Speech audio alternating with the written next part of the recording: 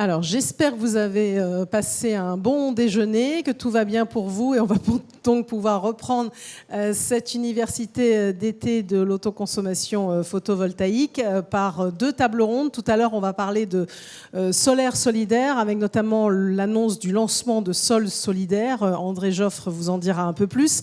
Mais tout d'abord, on va s'intéresser à un sujet quand même majeur, hein, évidemment, c'est le sujet de l'économie de l'autoconsommation en France.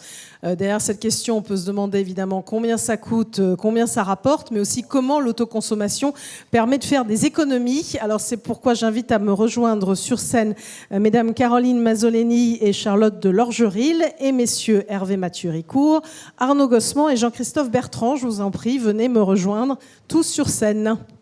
Et continuez à tweeter, hein, hashtag autoconsommation PV19, il faut en parler au-delà de cet événement, donc je vous invite toujours à tweeter. Je vous en prie, installez-vous comme vous le souhaitez. On peut faire un homme, une femme, c'est formidable ici. Là, aujourd'hui, on est... voilà. Presque. Charlotte, il nous manque Charlotte.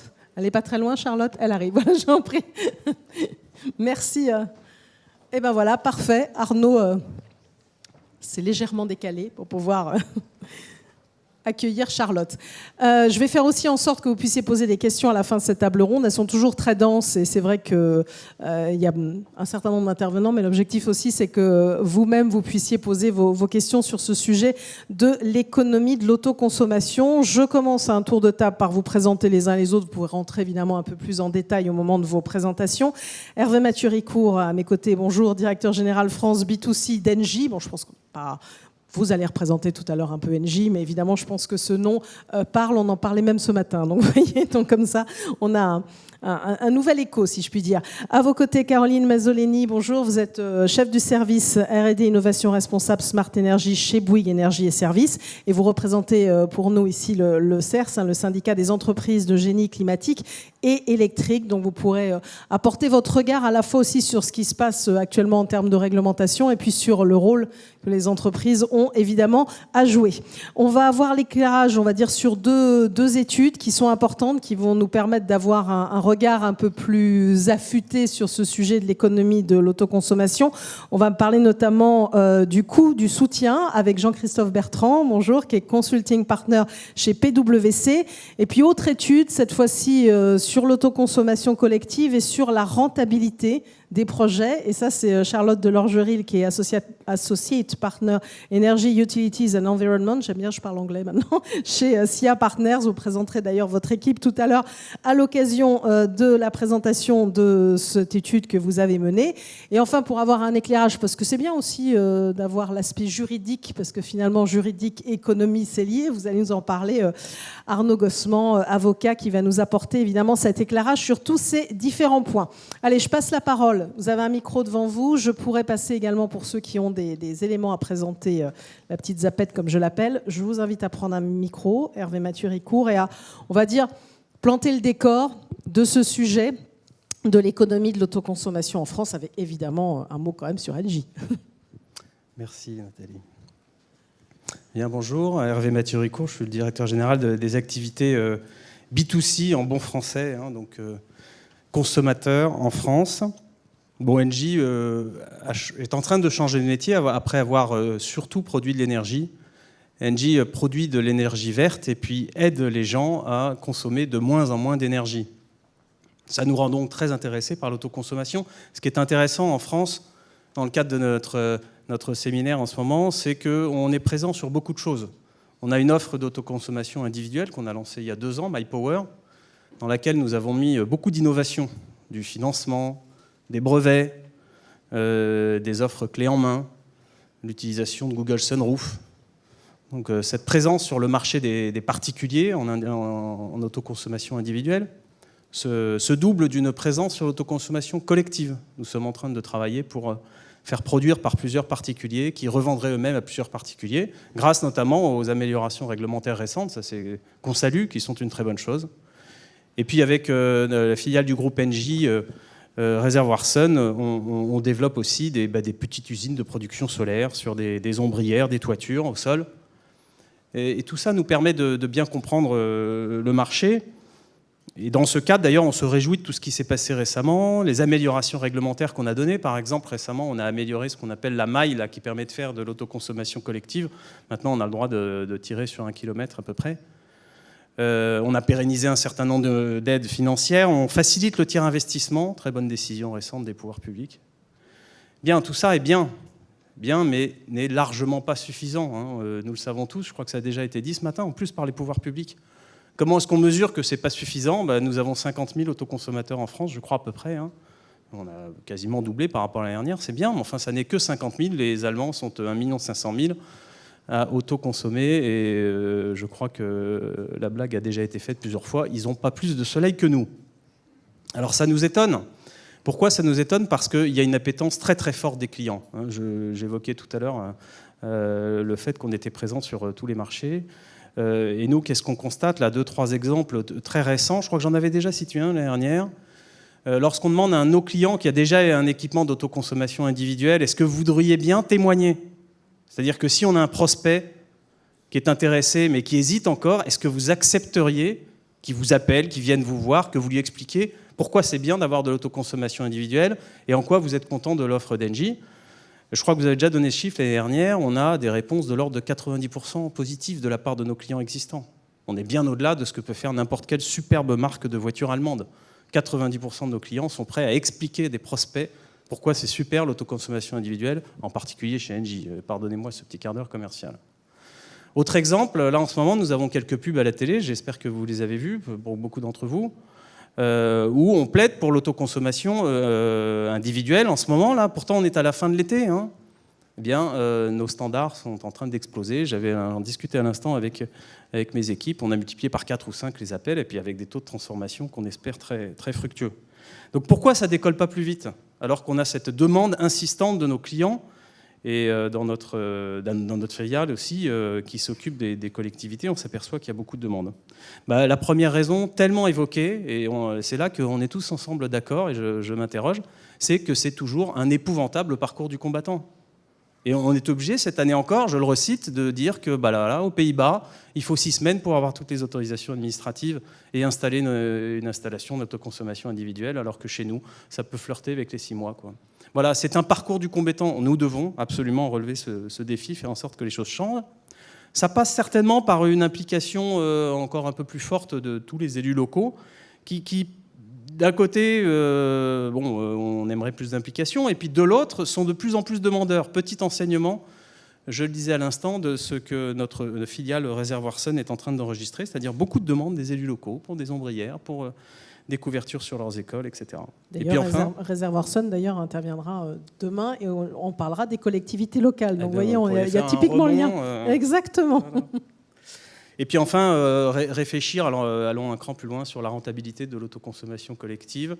Il faut qu'on la développe. Et beaucoup plus globalement, ça sera peut-être la conclusion de mon intervention, il faut qu'on ait une réflexion réglementaire sur la mise en place de la production décentralisée. Le TURP, l'accès flexibilité, les C2E, l'effacement, les aides. C'est en accélérant la mise en place de tous ces cadres réglementaires qu'on facilitera aussi le développement de l'autoconsommation. Voilà, vous avez planté le décor, on va dire, et dressé les différents sujets qu'on va aborder, parce que justement la rentabilité de l'autoconsommation collective, on va en parler tout à l'heure avec Charlotte de l'Orgeril, mais puisque vous avez parlé de réglementaire, je vais passer la parole à Arnaud Gossement. Arnaud, pour que vous puissiez justement apporter votre éclairage. Comme je disais, le droit, évidemment, a des conséquences aussi importantes sur l'économie. Bon, ça y est, la loi... Alors, moi, je n'ai jamais climat-énergie, énergie-climat, on s'amuse à changer le sens entre l'Europe et la France, etc. Hier, les députés, ça y est, c'est adopté définitivement. Alors, elle a été adoptée, cette loi énergie-climat, effectivement, là, le 11 septembre. Il manque encore un tout petit passage au Sénat qui devrait se faire avant la fin du mois. Et ensuite, on espère une publication au journal officiel après promulgation, fin du mois, début du mois d'octobre. Bon, sachant que c'est qu'une loi, donc en fait, il y a encore les décrets d'application qui doivent suivre derrière.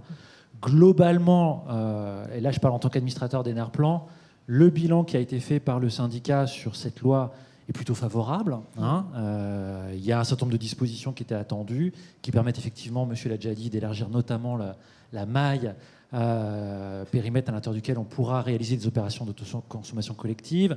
Il y a un certain nombre de dispositions, je ne vais pas toutes les citer, mais sur les ombrières ou sur la solarisation des toits des bâtiments industriels qui vont aussi dans le bon sens. Il y a des décisions qui ont été prises lors de l'élaboration de cette loi, qui ont été prises par d'autres textes, qui permettent effectivement de débloquer le tiers investissement. C'était effectivement très très attendu. Mais on va dire que le grand pas qui doit être sauté par l'État en matière réglementaire ne l'a pas été. C'est-à-dire que non seulement en matière de simplification, il y a encore beaucoup de travail. En tant Et ça, qu'avocat, on ne cesse de le répéter. Hein. Ce matin, c'est encore revenu sur le tapis, cette question de simplification. Oui, mais c'est vrai que ça fait 10 ans qu'on le répète ici. Ouais. Et c'est un peu frustrant de voir, par exemple, là, il y a très récemment, il y avait un très beau projet sur une île au large des côtes françaises qui vient de tomber à l'eau parce que l'architecte des bâtiments de France a considéré qu'il n'avait pas suffisamment d'études pour donner son...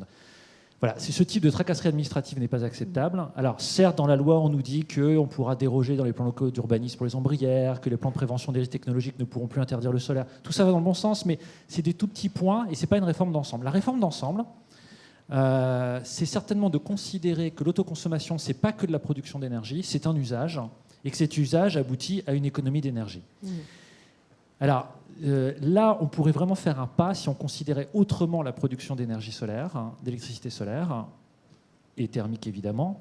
Et l'une des idées qui est développée aujourd'hui au sein du syndicat, qui est notamment portée par André Joffre, vous l'avez d'ailleurs signalé, c'est pourquoi pas rendre éligible au dispositif des certificats d'économie d'énergie certaines opérations d'autoconsommation.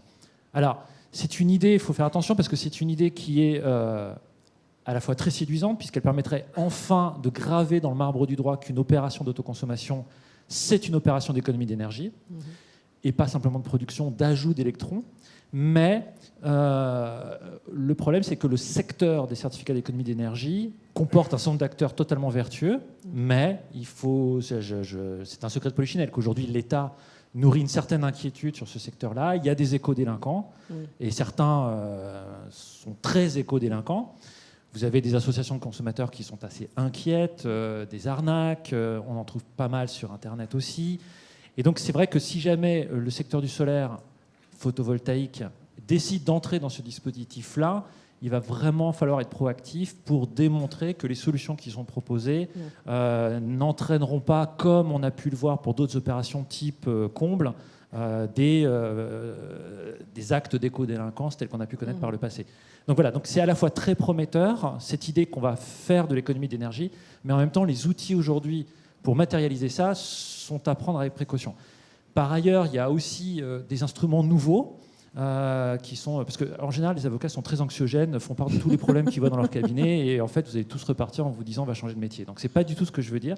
Il y a des choses qui vont dans le bon sens. Je pense notamment aux communautés d'énergie renouvelable. Ça reste aujourd'hui un concept assez flou dans le cadre de cette loi, mais c'est un très très bon concept qui va englober notamment les opérations d'autoconsommation collective, mais pas simplement. On va vraiment au-delà simplement de l'autoconsommation pour l'ensemble des services qui sont liés à l'utilisation d'énergie solaire. Alors juste en néophyte, c'est quoi ? Ça sera quoi ces communautés d'énergie renouvelable ? Parce qu'on a parlé de communautés d'énergie en Europe, on parlait aux Pays-Bas, pour mieux comprendre ce qu'il y a dans la loi en tant que telle. Ça reste un cadre aujourd'hui assez flou qui pourra prendre ensuite la forme d'une association, d'une société, d'une coopérative, d'une personne morale organisatrice lorsqu'il s'agit d'une opération d'autoconsommation collective. L'idée, c'est de ne pas limiter simplement la production d'électricité à une simple société de projet de développement ou à une PMO, mais d'avoir des structures à l'intérieur desquelles on pourra faire plusieurs choses, du service, de l'information, du suivi, de l'autoconsommation, et ainsi, à une échelle locale, donner effectivement l'ensemble de ces services à l'ensemble des adhérents. Juste un dernier point, malgré tout, quelque chose qui ne va pas encore tout à fait dans le bon sens, et ça c'est un regret d'Enerplan, c'est au niveau de la fiscalité ou de la parafiscalité. Enerplan a saisi le Conseil d'État d'un recours contre la dernière délibération de la Commission de régulation de l'énergie sur le TURP. Oui, c'est ce dont parlait Hervé Mathieu-Ricourt, donc j'allais vous faire réagir, vous êtes parti dessus, c'est parfait. Je finis juste là-dessus au sens que je ne peux que regretter l'absence de dialogue total de la CRE. C'est vrai qu'on a vraiment essayé d'entrer en contact avec la CRE, essayé de discuter. On n'est pas tout de suite allé au Conseil d'État, on a attendu le dernier jour. Et même devant le Conseil d'État, nous n'avons toujours pas d'écrit de la Commission de régulation de l'énergie. C'est dommage, parce que la CRE, au contraire, nous a dit « Mais rassurez-vous, le prochain TURP, on va vraiment engager une grande concertation ». pourquoi pas, mais tirons les leçons de l'échec qui vient de se produire, un échec de concertation, pour ne pas les reproduire à l'occasion du prochain TURP l'an prochain. Voilà, ça c'est le petit bémol. Je regrette un peu de finir par là, mais c'est un point lourd quand même en termes réglementaires que ce TURP qui prospère encore. Alors, on ne va pas vous faire que terminer là-dessus, hein, Arnaud. Il y aura sûrement des points évidemment positifs, mais c'était important d'avoir cet éclairage-là. Et on va poursuivre justement, on va dire, dans l'aspect un peu réglementaire. Avec vous, je vais vous passer ceci, Caroline Mazzoleni, puisque vous allez nous en dire un peu plus, en commençant, en poursuivant. D'ailleurs, Arnaud pourra aussi commenter sur le fameux décret tertiaire, parce que là, finalement aussi, ça a des incidences telles qu'on pouvait en parler il y a un instant. Tout à fait. Merci, Nathalie. Alors, je pense que la publication du nouveau décret tertiaire n'aura échappé à personne en juillet dernier. Ce décret est un bel aboutissement après une phase de consultation qui a démarré en octobre 2018, donc qui s'est étalée sur plusieurs mois et qui a permis la consultation des différents acteurs concernés pour tenir compte, notamment au travers du CERS que je représente aujourd'hui, de retours d'expérience concret terrain, d'expertise sur les différents domaines, et ça a permis ainsi d'aboutir sur la publication d'un décret qui nous semble pertinent et qui va pouvoir vraiment, dans le cadre de son entrée en vigueur en octobre prochain, aboutir sur des actions concrètes en termes de réduction des consommations énergétiques du parc bâtimentaire tertiaire en France. Voilà pour l'introduction. En ce qui concerne le champ d'application, donc on est là sur un décret qui concerne tous les bâtiments, donc tous les bâtiments qui accueillent des activités tertiaires et dont le cumul des surfaces de plancher sont supérieures à 1000 m².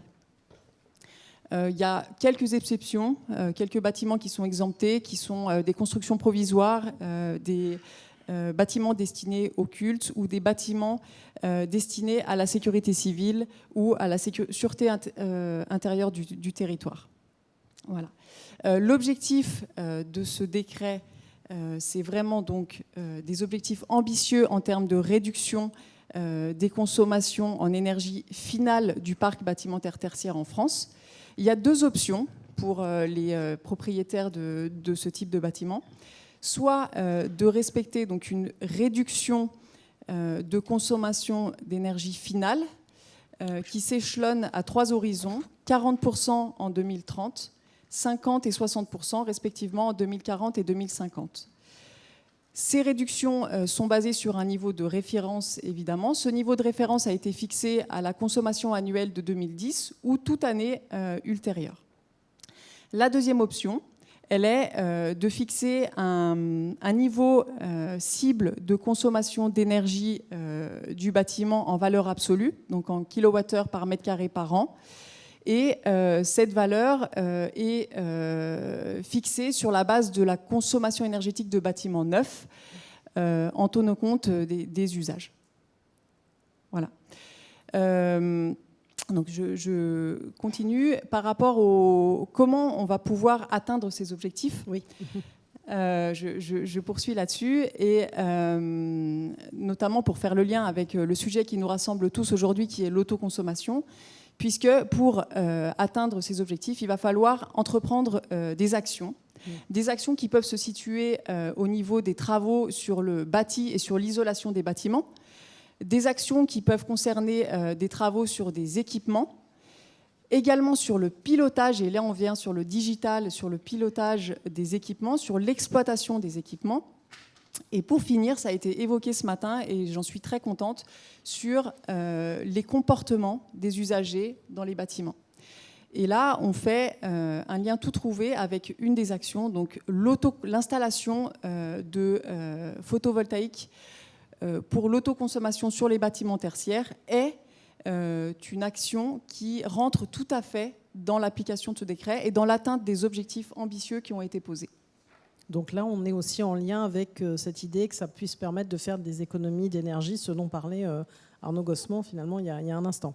Exactement, en élargissant effectivement sur la façon de financer ces actions, mais en effet l'autoconsommation, la façon dont a été rédigé, publié ce décret, considère l'autoconsommation comme une économie d'énergie qui rentre tout à fait dans la mesure des objectifs d'économie d'énergie. Vous voulez apporter un commentaire, Arnaud, supplémentaire, qui est plongé dans ses notes? Le décret. Ouais, voilà, c'est pour ça, vous êtes en train de le regarder. Alors effectivement, madame a tout à fait raison, c'est un décret du 23 juillet 2019. Alors, il n'a pas échappé aux experts, mais peut-être que vous étiez en vacances. Il est consultable sur le site de Légifrance. Je rejoins tout à fait ce que vous avez dit, il y a un peu trop d'exceptions dans ce décret. On appelle ça des modulations d'objectifs, mais malheureusement, ça ressemble beaucoup à des exceptions. Vous vous rappelez qu'il y avait eu la précédente ministre de l'écologie s'était émue parce qu'on risquait de porter atteinte à l'esthétique d'une façade. Il y a une photo qui avait circulé sur Internet à cause de travaux de rénovation. Et Je vous dis ça, je vous interromps, mais j'ai voulu faire à mon immeuble des travaux de rénovation énergétique. Les bâtiments de France ont dit que notre bâtiment était trop beau pour mettre plus de 5 cm d'isolant. Vous voyez, on a toujours le problème, on ne le rencontre pas. Oui, à Paris. Je ferme la parenthèse. Il te faut un bon avocat. C'est la présidente du conseil syndical qui parle. Allez-y.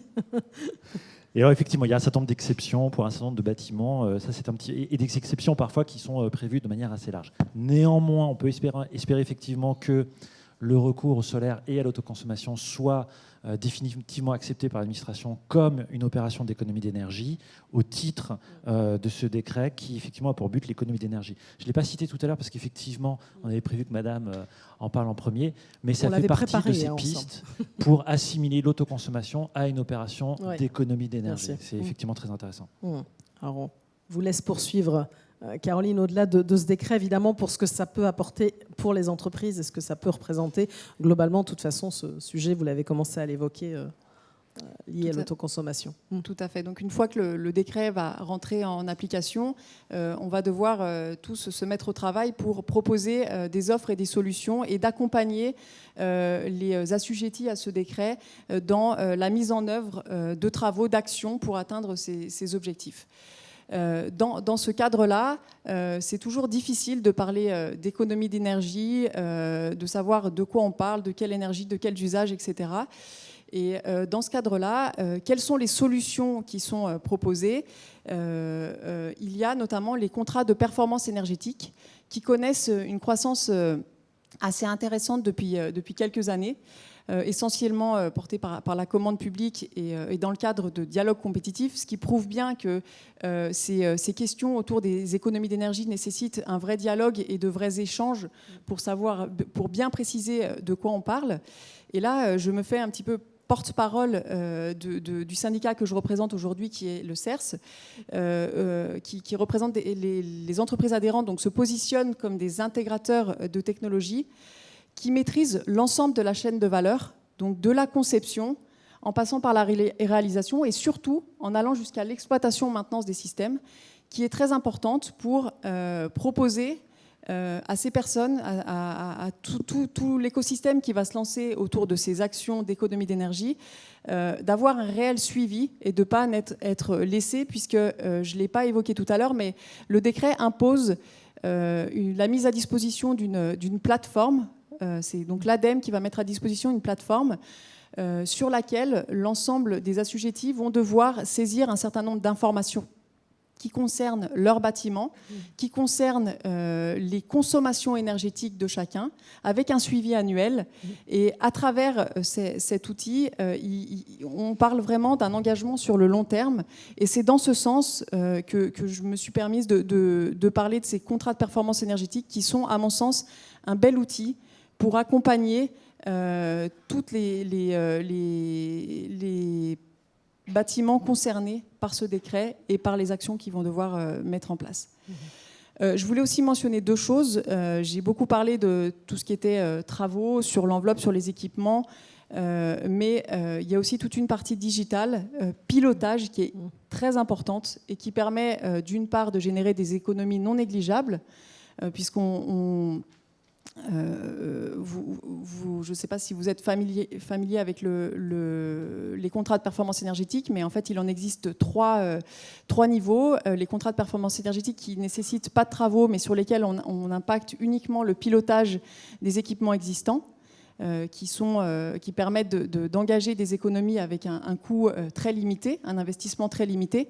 Les contrats de performance énergétique sur les systèmes, où on vient rénover des systèmes, des équipements plus performants. Et le dernier niveau qui sont les contrats de performance énergétique globaux qui touchent les travaux sur le bâti et là qui permettent d'atteindre des niveaux d'économie d'énergie très élevés avec un niveau d'investissement beaucoup plus lourd et du coup des temps de retour sur investissement aussi beaucoup plus longs. Donc là, il me semble que les curseurs ont été positionnés à un niveau relativement intéressant quand on regarde les retours d'expérience sur ces CPE dans les années passées. Et que moyennant des investissements limités, les économies d'énergie vont pouvoir être atteintes et on est là sur du réaliste et pas du rêve. Alors, je vois que vous allez poursuivre encore avec un petit peu ce qui peut être en termes notamment sur les retours sur investissement. Voilà, donc bon, j'ai pas forcément besoin de suivre tous les slides, mais les retours d'expérience sur les dernières années montrent une tendance moyenne pour les CPE qui ont été contractés d'une économie d'énergie de 30% pour une durée moyenne d'engagement de 10 ans. Donc ça vous donne un ordre d'idée. Là, on est sur 40%.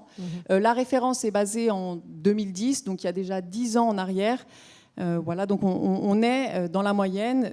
Les CPE ou tout autre outil, toute action, à mon avis, peuvent permettre d'atteindre ces objectifs qui sont ambitieux mais réalistes. Et puis pour finir, je l'ai déjà évoqué, donc en fonction des types de CPE, est-ce qu'on touche au système ou pas? Est-ce qu'on fait des travaux sur les équipements ou sur le bâti? Là, on est vraiment sur des temps de retour d'investissement différents.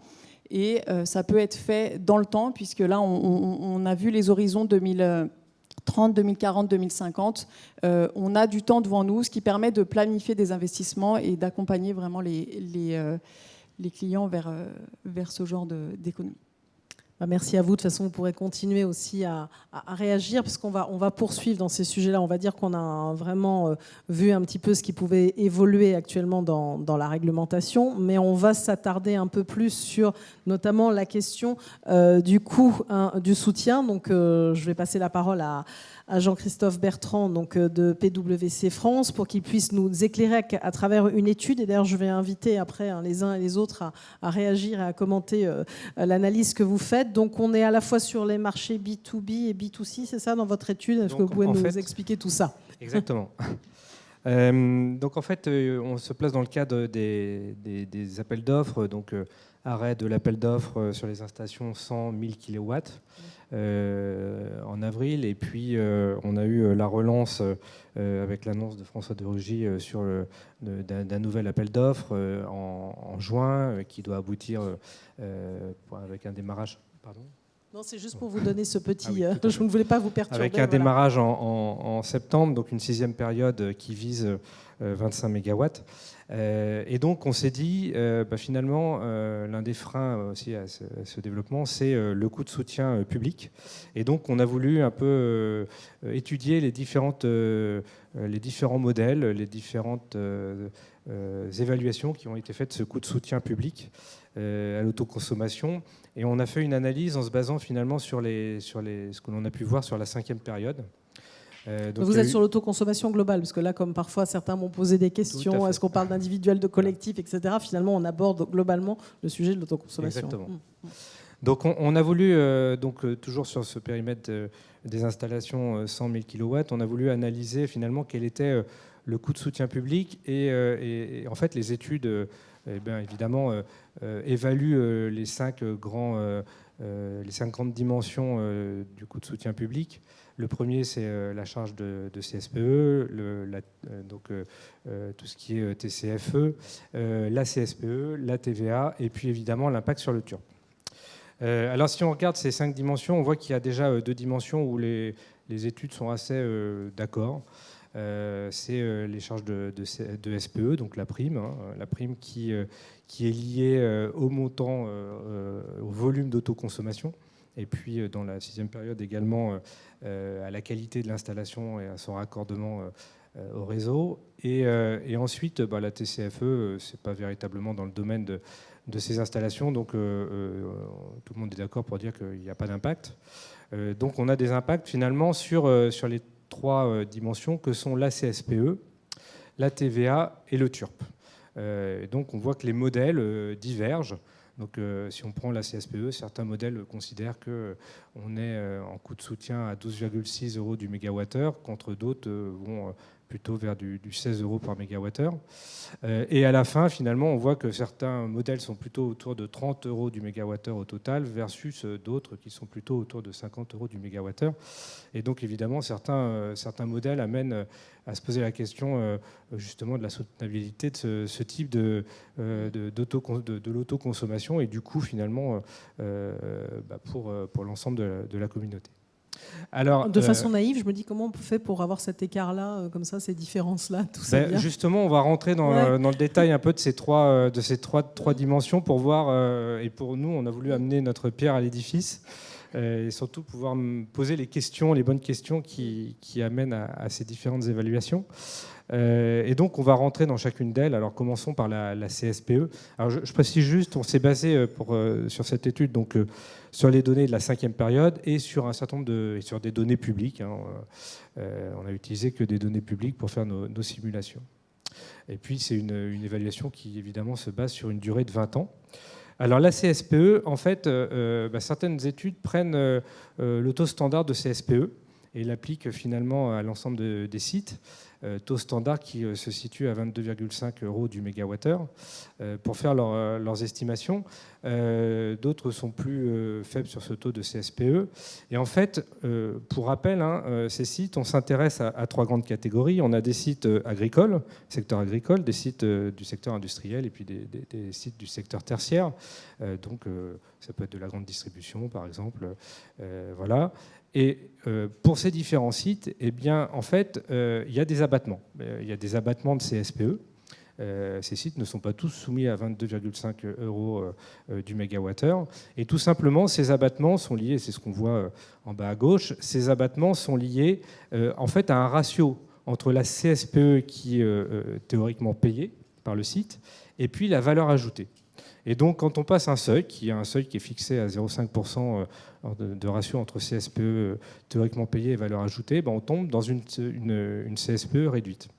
Si on s'intéresse aux sites agricoles, on a pris justement les sites agricoles de la 5e période et on s'est rendu compte que la moyenne nationale des sites agricoles est plutôt aux alentours de 0,5%. C'est même un petit peu au-delà de 0,5%.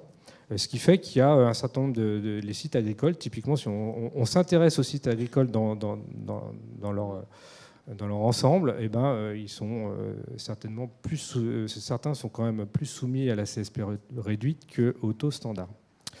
Et donc, quand on rentre dans cette CSPE réduite, eh bien, on voit qu'on a un taux qui peut aller de 7,5 € par mégawattheure à 1 € par mégawattheure. Donc, vous voyez, il y a quand même un abattement assez important. Si on reprend nos fameux sites agricoles, en fait, là, ce qui permet de savoir quel est le taux appliqué de CSPE, c'est cette fois-ci un ratio entre la consommation en kilowattheure et puis par euro de valeur ajoutée. Et donc, nos sites agricoles sont plutôt aux alentours de 0,23. Donc, si on appliquait ça à des sites agricoles qui rentreraient dans la 6e période, eh bien, on serait entre 5,5 et 7,5 € du mégawattheure. Donc, nous, on a voulu faire une petite simulation. On s'est dit, par rapport à la 5e période et par rapport à ce que l'on anticipe sur la 6e période, finalement, ce n'est pas 25 € du mégawattheure qu'on prendrait, mais c'est plutôt 16,6 € du mégawattheure que l'on voudrait appliquer sur la CSPE. Donc, vous voyez, c'est un premier cap de variation dans ces évaluations, sachant qu'on pourrait très bien imaginer à l'extrême, si on n'avait que des sites qui étaient en abattement à 7,5, tomber à 7,5 € de mégawattheure. Donc, première dimension, la CSPE. Après, on passe à la TVA, c'est ça ? Exactement, on passe à la TVA. En fait, ce qu'on s'est dit dans notre analyse, c'est que là, on s'intéresse quand même à des sites industriels, des sites agricoles, des sites tertiaires, donc on est dans le cadre d'entreprises. Et cette TVA, eh bien, les entreprises, elles ont un régime de TVA qui est lié aux entreprises, où on collecte de la TVA et on déduit de la TVA, mais finalement, qui paye la TVA au final ? C'est le consommateur final. Le consommateur paye la TVA et ensuite toute la chaîne de valeur collecte cette TVA et donc en fait transfère à l'État cette TVA qui est payée par le client final. Donc vous voyez à gauche on a le cas classique d'un site commerçant qui achète à un fournisseur d'électricité son énergie, et puis à droite, en fait, le même site commerçant rentre dans un mécanisme d'autoconsommation. Ce qu'il faut dire entre le site de gauche et le site de droite, c'est qu'effectivement, à droite, eh bien, le commerçant va autoconsommer une certaine quantité d'énergie. Donc, a priori, on pourrait penser qu'il y a une perte de TVA qui est liée finalement au fait que le fournisseur d'énergie ne collecte plus la même somme de TVA. Mais en fait, quand on fait les équilibres, on se rend compte que ce manque à gagner finalement de TVA, il n'est pas aussi évident que ça, pour deux raisons. La première, c'est que pour autoconsommer, il faut quand même être équipé de panneaux solaires, et donc il faut avoir un équipement. On parlait ce matin de la rentabilité, on va en parler après. Plus on est rentable, évidemment, plus le ratio entre le coût de l'équipement et puis le coût du kilowattheure à la fin va être important. Mais en tout cas, il faut acheter un équipement, et cet équipement, il est soumis à la TVA. Et donc, si ce n'est pas le fournisseur qui collecte de la TVA, ça va être le fournisseur d'équipement qui va collecter de la TVA. Et puis la deuxième chose, comme je le disais tout à l'heure, à partir du moment où c'est le client final qui paye la TVA, en fait, ce manque à gagner de TVA, on ne pourra le considérer que si le commerçant répercute sur ses prix de vente l'économie qu'il fait dans sa production d'énergie. S'il ne le répercute pas, il n'y aura aucun effet sur la TVA. Donc, et ça, c'est quand même assez difficile à appréhender. Ça dépend effectivement du coût de l'énergie achetée versus produite. Ça dépend justement de son taux de CSPE, parce que est-ce qu'il est au taux de 22,5 ou est-ce qu'il a un taux réduit. Et puis ça dépend de sa stratégie de répercuter sur ses prix de vente l'économie d'énergie qu'il fait dans sa consommation. Et ça, si on s'intéresse par exemple à un domaine comme la grande distribution, on sait qu'il y a une certaine tendance à tirer les prix, à avoir une pression sur les prix. On peut peut-être imaginer que, il va y avoir une répercussion, mais ça reste quand même assez hypothétique. Pour les industriels et les sites agricoles, c'est encore plus hypothétique. Donc la TVA, on a tendance à penser que finalement l'impact est assez minime. Assez minime. Et après, on arrive au fameux sujet dont et on donc, parlait, troisième sujet, du TURP. Le TURP. Et là, c'est un grand débat. Alors, on ne va pas forcément ouvrir ce grand débat aujourd'hui, mais effectivement, plus on autoconsomme, plus il y a un impact sur le TURP. Et il y a un impact sur le TURP dans sa part variable, et non pas dans sa part fixe. Et donc, toute la question, et c'est pour ça qu'il y a beaucoup de variations en fait, dans les modèles qu'on a étudiés, c'est parce que certains considèrent une évolution du TURP avec finalement une part variable qui va évoluer et qui va se transformer au profit de la part fixe. Nous, ce qu'on peut apporter finalement à cette discussion, c'est deux choses. La première, c'est une étude finalement au niveau européen. On voit que la France est un des pays où la part variable est la plus importante. Les autres pays ont fait des transformations autour de ça. Si on prend par exemple le cas des Pays-Bas, qui est un peu l'extrême, depuis 2009, c'est une tarification uniquement à la puissance pour les résidentiels, et donc il n'y a plus de part variable.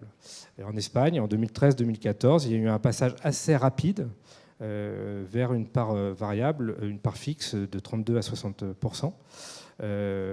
Donc on voit qu'il y a des mouvements qui s'opèrent en Europe autour de cette part variable. Ça, c'est la première chose. Donc, quelle stratégie prendre en France ? En tout cas, il y a une deuxième question qui est quand même fondamentalement à prendre en compte dans cette logique d'évolution du TURP, c'est que plus on va avoir d'autoconsommation, il faut se poser la question finalement qu'est-ce qui entraîne quoi ?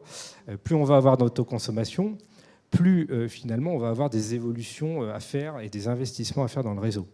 Investissements liés à la flexibilité, investissements liés au smart grid, investissements liés à la gestion de la boucle locale. Et ça, il va bien falloir quand même que le contribuable, enfin le client, paye ces investissements. Donc il va falloir que ça se retrouve. Est-ce que c'est la part fixe ? Est-ce que c'est la part variable ? En tout cas, à terme, cette logique de TURP devra prendre en compte ces investissements qui sont liés à l'évolution de la consommation et à l'augmentation de l'autoconsommation. Donc ce TURB, voilà, c'est une grande question. On ne va pas y répondre ici, mais c'est à étudier dans ces deux dimensions. Et alors, si on voulait faire une sorte de synthèse globale de cette étude sur... Ah oui, non, l'autoconsommation collective, c'est votre voisine, exactement. Mais juste, vous, de votre point de vue, un regard sur ce coup de soutien. Il est peut-être pas si... Alors, quoi, il n'est pas si important que ça, finalement ? Finalement, on voit qu'entre les deux modèles que je vous ai présentés, les 30 et les 50, nous, notre avis, c'est qu'on n'est pas forcément à 50. On n'est pas non plus à 30, mais on est à des choses qui sont peut-être plus proches que des 30 que des 50. Voilà. Une réponse de Normand entre les deux, c'est ça, à peu près. Est-ce que les uns et deux, Hervé Maturico, est-ce que vous voulez réagir à cette présentation d'études ou même à ce que vous avez entendu depuis le début ? Oui, vous avez un autre micro. Je ne lâche pas le mien, vous savez. Vous lâchez pas. Non, juste sur le dernier point, vous évoquez là, il va falloir payer parce qu'il faut prendre en compte là. C'est ça, hein, vous avez dit un peu le consommateur, il va falloir qu'il paye parce qu'on va devoir adapter les réseaux, notamment pour le déploiement de ces offres décentralisées. Il ne faut pas partir de ce principe. C'est pas du tout obligatoire.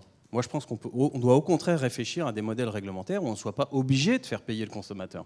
Il y a plein de façons de le faire. Justement, l'autoconsommation collective en est un des aspects, mais aussi l'effacement, des choses comme ça. Et il ne faut pas partir du principe que le consommateur devra payer des améliorations de réseau. Voilà, c'est juste sur ce dernier point que je me permets de réagir. Quant à toutes ces modélisations, je suis très très impressionné par la richesse de tout ce que ça cache. Caroline Mazzolini, vous voulez réagir aussi de même façon sur ce que vous souhaitez, avant qu'on poursuive avec la question de la rentabilité. Non, en effet, je partage la réaction de mon voisin sur ce point et sur le fait qu'il ne faut pas partir du principe que forcément l'autoconsommation va impliquer des investissements sur le réseau. Ça implique une gestion différente, une façon de voir les choses différentes, mais peut-être qu'on en parlera un peu plus tard. Ça se fait dans d'autres pays. Il y a des modèles intéressants à étudier et peut-être ouvrir de façon un petit peu plus large pour considérer l'autoconsommation dans un modèle différent de ce qui s'est fait depuis toujours dans des modèles de production centralisés. Est-ce qu'Arnaud Gorsman veut dire quelque chose avant de passer la parole à votre voisine, donc Charlotte Delorgeril, donc de SIA Partners.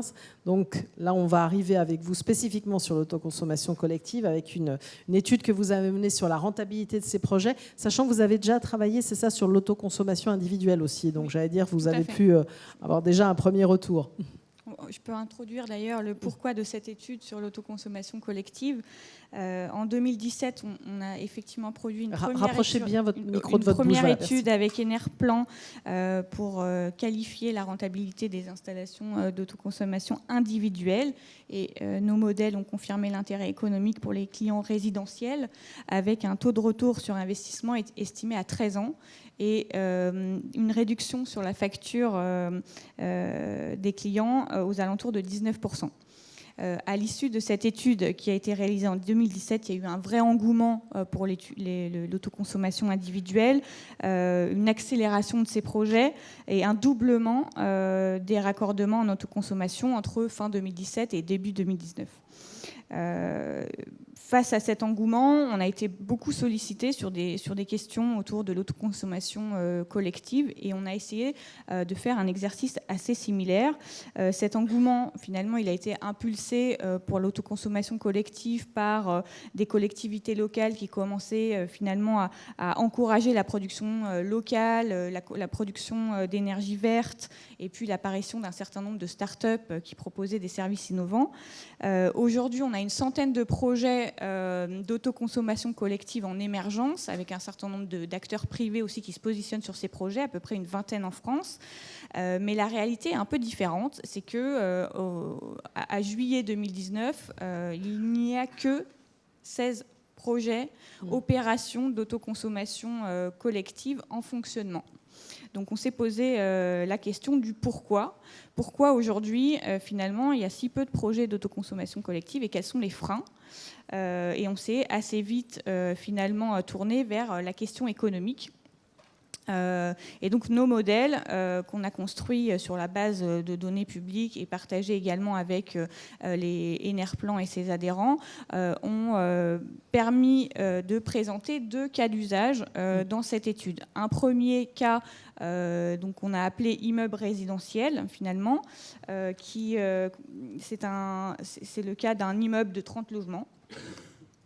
Avec un producteur en tant que tiers investisseur. Et puis un deuxième cas, donc là on est dans le cas d'une collectivité qui souhaite réduire ses factures d'énergie, donc composée de 4 bâtiments publics.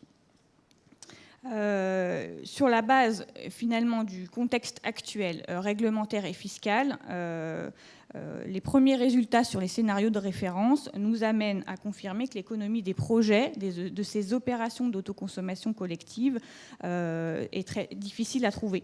On arrive à des temps de retour sur investissement supérieurs à 25 ans.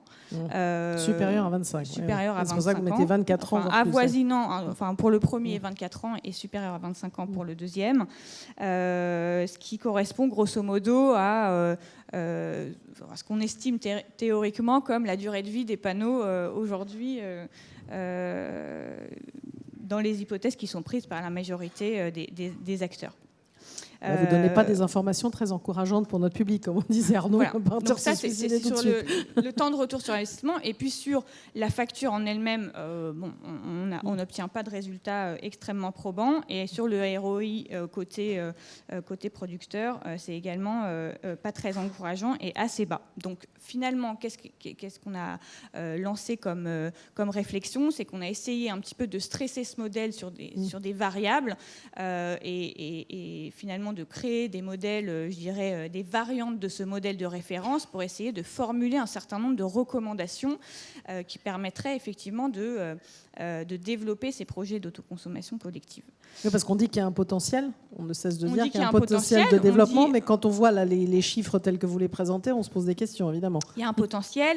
Effectivement, les installations d'autoconsommation collective disposent d'un certain nombre d'atouts. C'est un mécanisme vertueux et porteur pour plein de raisons.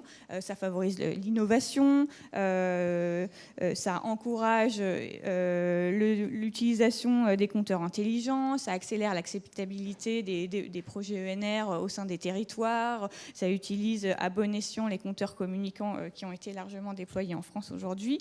Et de ce fait, les préconisations qu'on en a partagées avec Enerplan se structurent, je dirais, en deux grandes typologies. Les 2, je dirais, ou 3 recommandations prioritaires finalement qu'on défend, c'est d'une part l'exonération de TICFE et de TCFE sur les consommations issues de la production locale, et c'est le cas déjà sur les installations d'autoconsommation individuelle.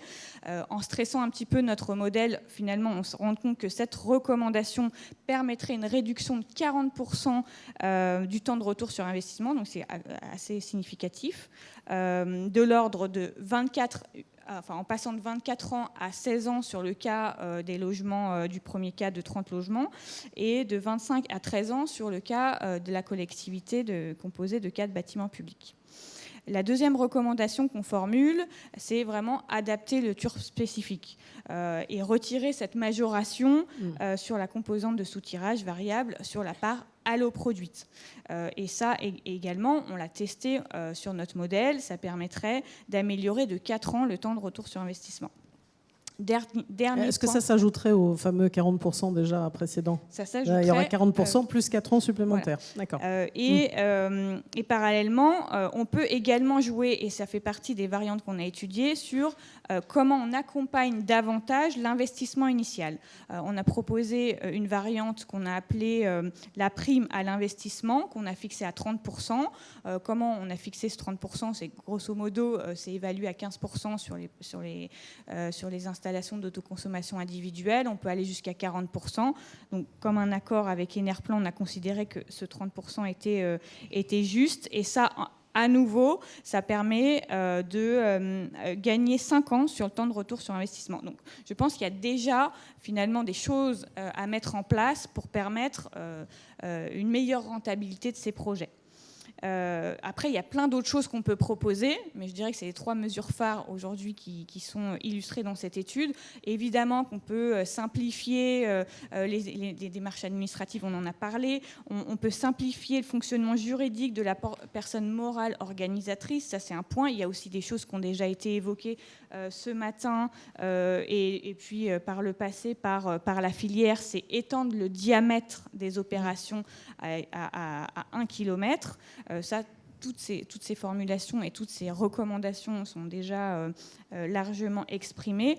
Et puis, au-delà de ça, on préconise aussi qu'il y ait une meilleure structuration de la filière. C'est malgré tout une filière qui est encore en émergence, l'autoconsommation collective. Il y a encore un regroupement des acteurs à opérer sur l'ensemble de la chaîne de valeur pour simplifier les relations entre les porteurs de projets, pour sécuriser aussi les business plans des projets. On peut davantage outiller le process, mettre en place des contrats d'achat long terme, des mécanismes assurantiels. C'est tout un tas de choses aussi qui sont évoquées par les experts, et puis de manière générale développer une communication positive sur ces projets, partager davantage des retours d'expérience au niveau France mais aussi au niveau européen, et se concentrer sur aussi les projets les plus porteurs, et notamment les projets pour les collectivités, pour les bailleurs sociaux et les zones économiques et industrielles. Et d'ailleurs, les bailleurs sociaux, on aura un exemple tout à l'heure, typiquement aussi avec Solias qui le met en œuvre, mais on verra aussi concrètement, c'est l'exemple de montrer tout ce qui se passe. Alors peut-être Arnaud Gossement, vous puissiez réagir. J'allais dire, là, on a rebouclé la boucle entre l'économie et la réglementation, finalement. Le juridique, dans tout ça, on a bien compris qu'en prenant quelques petites mesures, on pouvait avancer les choses. Il y a un point dont on n'a pas parlé, mais on n'avait pas non plus le temps. Si on regarde les textes et qu'on fait un peu de prospective, c'est l'envie de l'Union européenne et de l'État d'inciter les acteurs de la filière à aller vers une économie plus circulaire. Par exemple, vous avez dans le projet de loi qui va être adopté énergie-climat une disposition qui précise que les communautés d'énergie renouvelable dont je parlais tout à l'heure ne doivent pas avoir pour but immédiat le profit. Ce qui veut dire qu'on va peut-être aller vers des formes de coopération qui ne seront pas nécessairement à but lucratif, comme on a par exemple dans le domaine des déchets avec les éco-organismes. On aura peut-être ce genre de structure. Et ça n'empêche pas évidemment d'avoir une activité commerciale, d'être client notamment de ces coopérations, mais la structure elle-même, en tout cas, n'aura pas pour but premier le profit. Et puis, il y a aussi une disposition qui confirme la possibilité pour les collectivités territoriales de venir au capital d'une société de projet qui développerait un projet d'énergie renouvelable. On voit dans la presse un certain nombre de communiqués sur des projets réussis de coopération entre sociétés et élus. Et la loi vient sécuriser un point qui était important, qui était un peu en discussion, qui est à savoir que la collectivité territoriale pourra faire des avances en compte courant à la création de la société.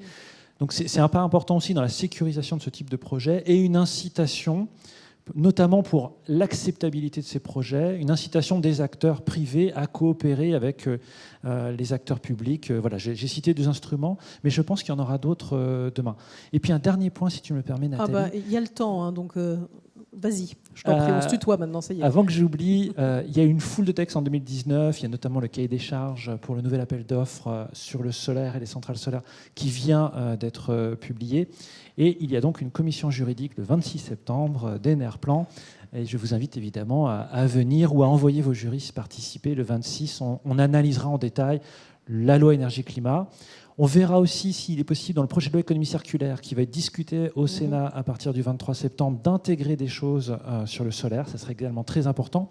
Ce n'est pas simplement symbolique, parce que si on reconnaît le solaire comme une activité qui contribue à l'économie circulaire du pays, c'est aussi ensuite la possibilité de bénéficier de tous les trains de subventions, d'appel à manifestation d'intérêt qui seront décidés par l'État pour encourager cette économie circulaire. Alors la question naïve, en quoi le solaire donc, va être reconnu comme l'économie circulaire? Je voudrais juste comprendre la parce que je réagissais, tu disais tout à l'heure pour boucler la boucle, et c'est vrai que c'est très intéressant. Aujourd'hui, l'économie circulaire, ce n'est pas simplement du recyclage de déchets, c'est dommage de réduire l'économie circulaire à ça.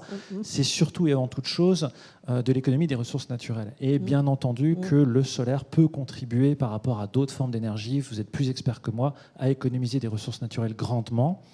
C'est la logique du décret tertiaire aussi. Vous parliez de la plateforme tout à l'heure, j'ai pas eu le temps de développer dessus, mais évidemment qu'il va y aussi avoir des calculs des émissions de gaz à effet de serre qui seront produites par les bâtiments qui auront réalisé une économie d'énergie. Il ne s'agit pas simplement de réaliser une économie d'énergie, il faut évidemment que cette économie de consommation aboutissent à une économie, une réduction des émissions de gaz à effet de serre du bâtiment. C'est beaucoup plus complet, évidemment, qu'une simple réduction de consommation d'énergie.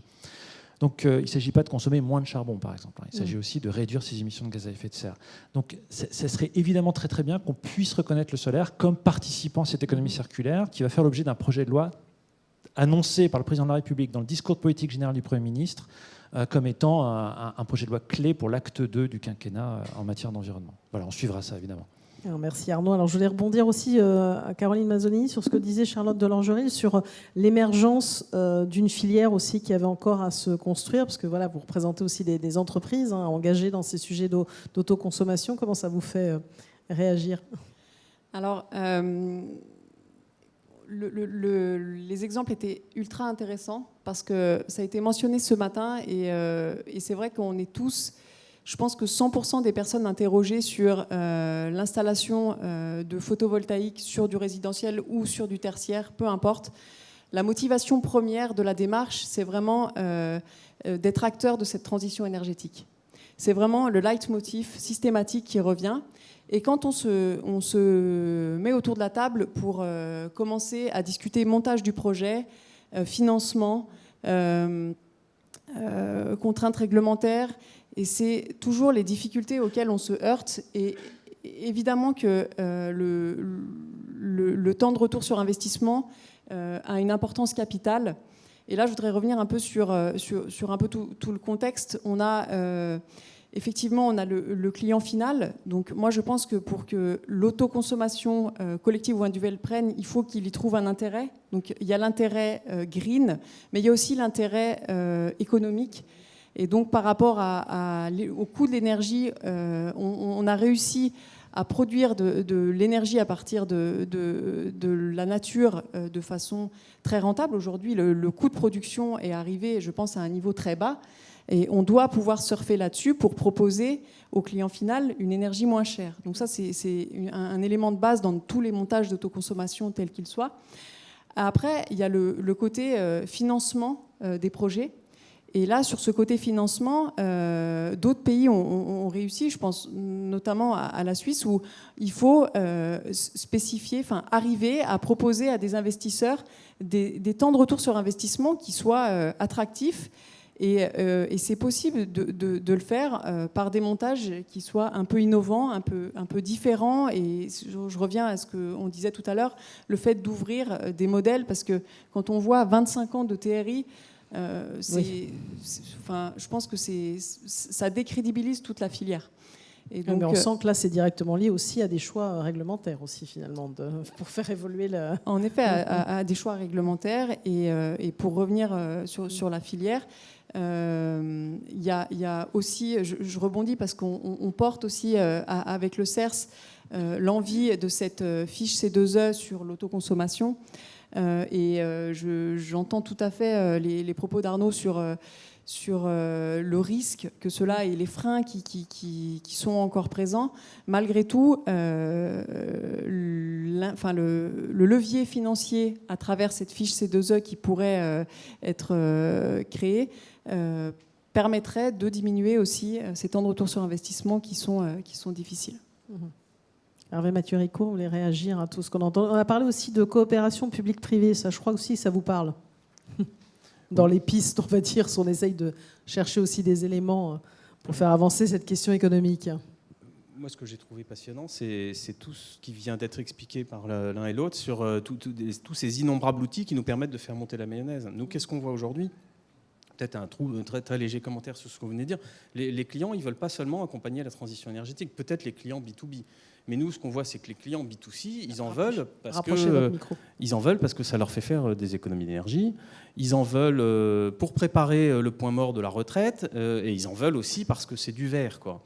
Et donc, on est dans cette situation, en tout cas sur la partie consommateur, là, que je maîtrise un peu mieux, quoi. On est dans cette situation où il y a une double demande. Il y a la demande du client pour lui-même, Il en veut parce que ça lui permet de produire son électricité, et de façon d'ailleurs très surprenante. Alors là, je rends hommage à mes marketeurs, par exemple. Quand on a lancé notre première offre, elle était à peu près à partir de 7 000 €. On avait des questions sur mettons-nous en place ou non du financement.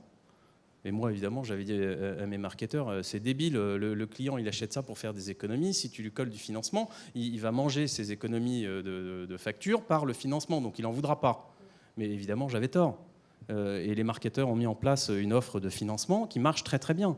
Et donc on s'aperçoit qu'on a des clients qui sont dans des approches, je pense, d'assez long terme, qui ont assez réfléchi sur des investissements importants, quoi, et qui décident vraiment d'y aller. Ça, c'est la première tendance très forte, quoi. Ils y vont parce qu'ils veulent consommer vert, ils y vont parce que ça leur fait faire des économies, ils y vont parce qu'ils pensent à la retraite, ils y vont parce qu'ils voient chez leurs voisins que ça se passe bien, etc.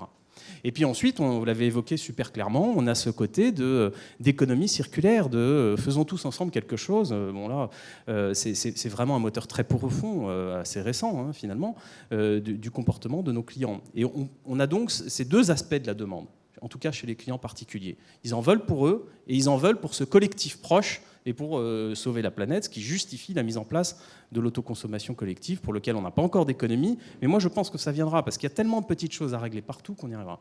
Et puis le troisième point, c'est que maintenant, la techno est là, quoi, hein. Enfin, tout ça fonctionne, on arrive à des prix tout à fait raisonnables, ça va baisser de plus en plus. Au fond, les enjeux, la troisième catégorie d'enjeux qu'on voit appartenir, c'est sur la filière.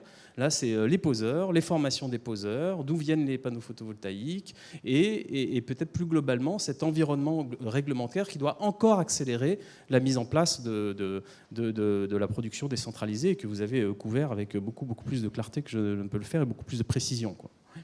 Vous voulez réagir peut-être, Monsieur Bertrand? Je vous voyais approuver. Allez-y. Non, je pense qu'on parlait d'incitation, on parle effectivement sur des investissements. Nous, on a pris 20 ans pour faire nos analyses. On est sur des investissements longs qui trouvent leur rentabilité dans la durée.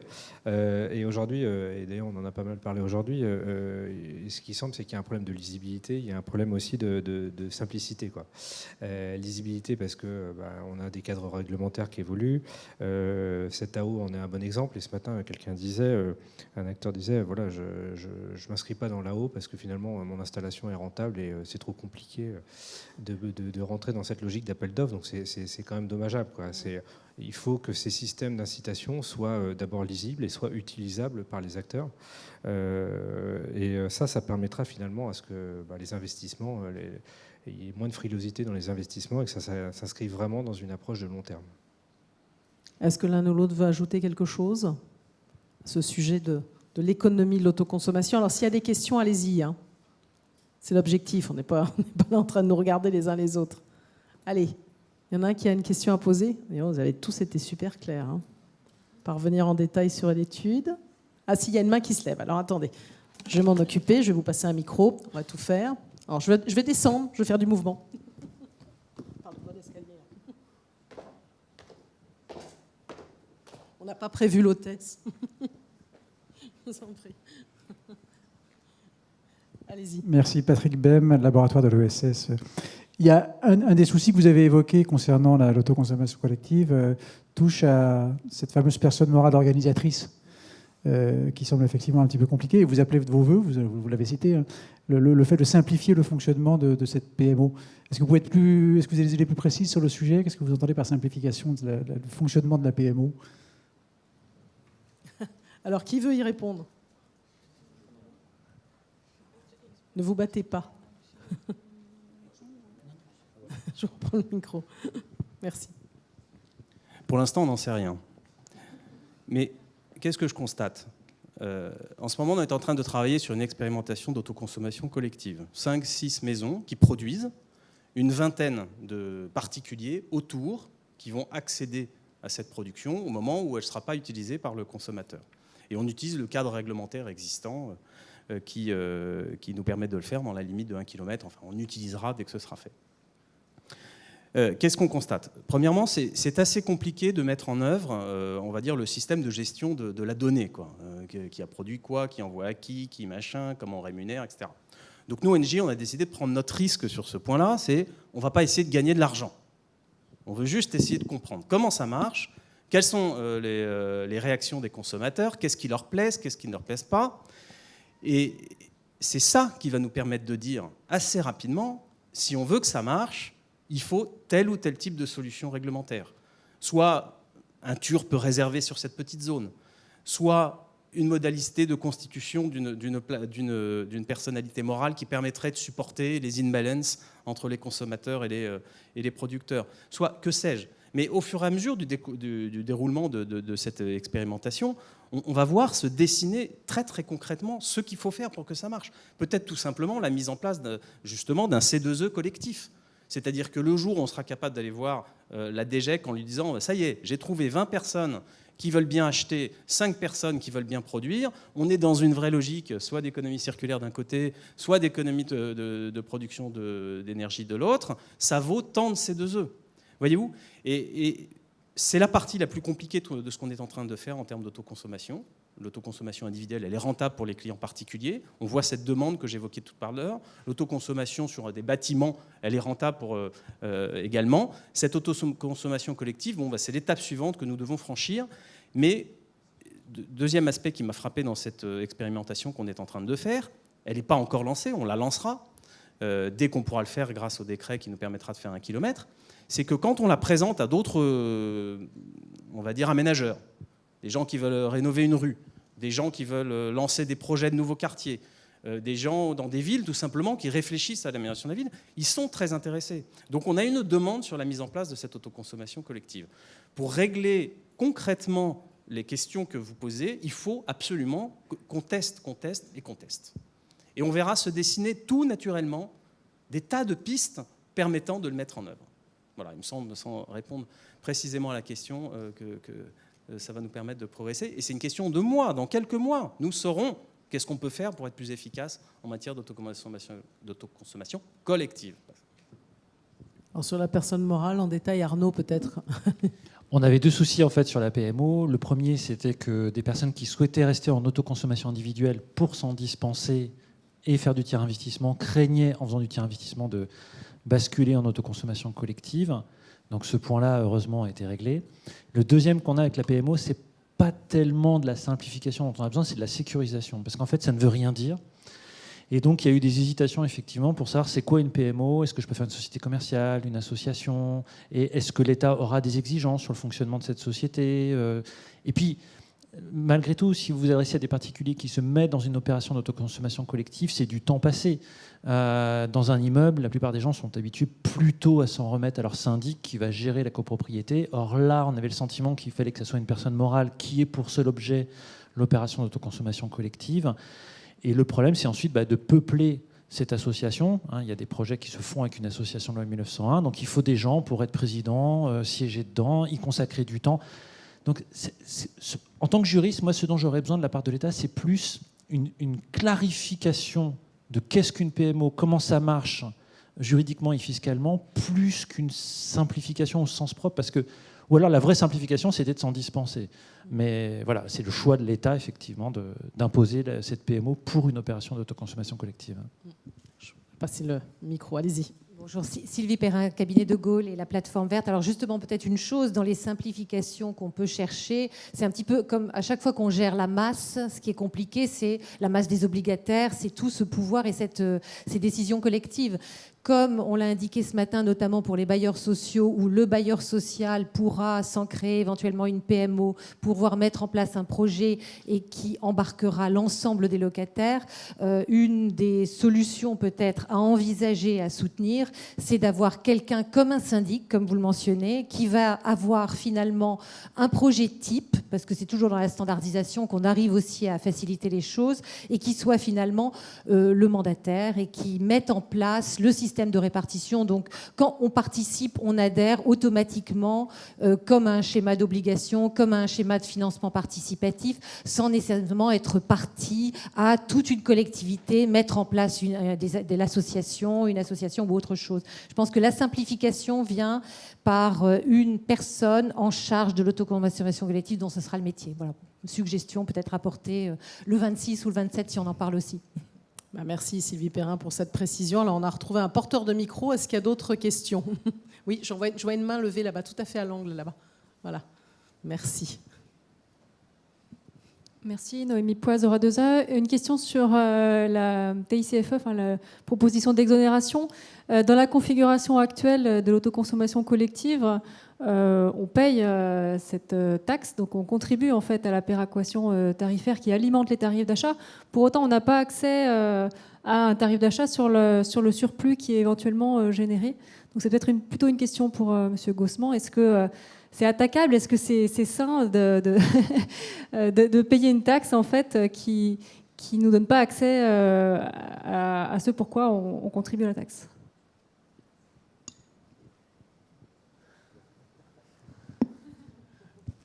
Tout est attaquable. Mais à Enerplan, nous sommes des gens civilisés et donc on essaye. Quand il faut aller en justice, on le fait. Mais c'est toujours dans le but d'ouvrir un dialogue. Alors on a parlé notamment de la TICFE, on a eu un contentieux passé qui nous a quand même permis d'avancer un petit peu, puisqu'à un moment donné, l'autoconsommation, dès qu'elle était collective, ne pouvait ouvrir droit à aucune exonération. Le TURP, on n'a pas gagné, mais on fait tout pour essayer de renouer le dialogue. Voilà. Oui, c'est attaquable, mais je ne voudrais encourager personne à attaquer. Et puis bon, à supposer même que vous attaquiez, ça va donner une procédure qui va durer longtemps. Donc une procédure pour une procédure, bon. Par contre, une procédure faite par un syndicat dans le but d'exposer ses arguments et surtout de dire, voilà, renouons le dialogue, ne refermez pas le dossier, il n'est pas refermé. Voilà, c'est plus la logique d'Enerplan. Je ne suis pas le délégué général ou le président, mais c'est la logique du syndicat. Est-ce qu'il y a d'autres questions? Pardon, oui. La question n'était pas tant sur la procédure que sur comment est-ce qu'on a pu justifier en fait un dispositif comme ça, quoi. No comment. Voilà, on va dire ça. Merci pour votre question. Est-ce qu'il y en a une autre? Voilà, il y a une main qui se lève dans le fond là-bas. Voilà, allez-y. C'est bien, c'est l'objectif quand même que vous puissiez échanger, qu'on ne reste pas entre nous. Bonjour, Martin Jouette, Général du Solaire. Un point un peu technique sur la partie CSPE.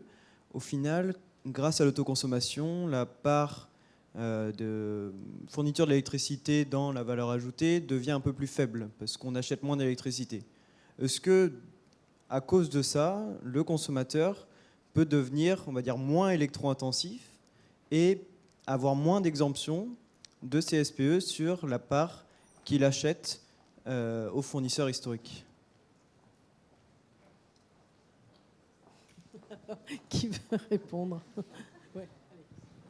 Moi, je vais répondre non pas sur ce point précis, parce que c'est un raisonnement. Je reviens sur ce que je me suis permis de dire en introduction.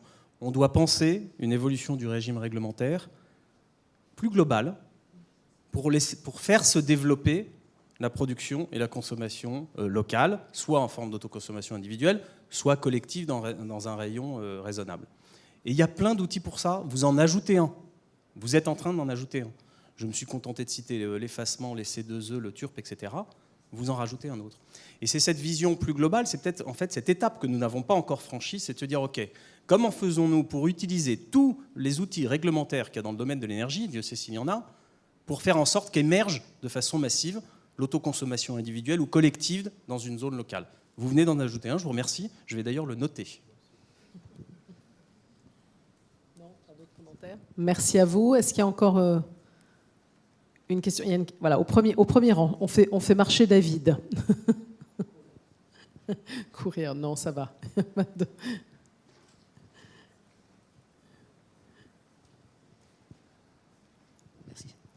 Bonjour, donc je suis Grégory Lamotte, président de Comwatt. Alors, deux questions.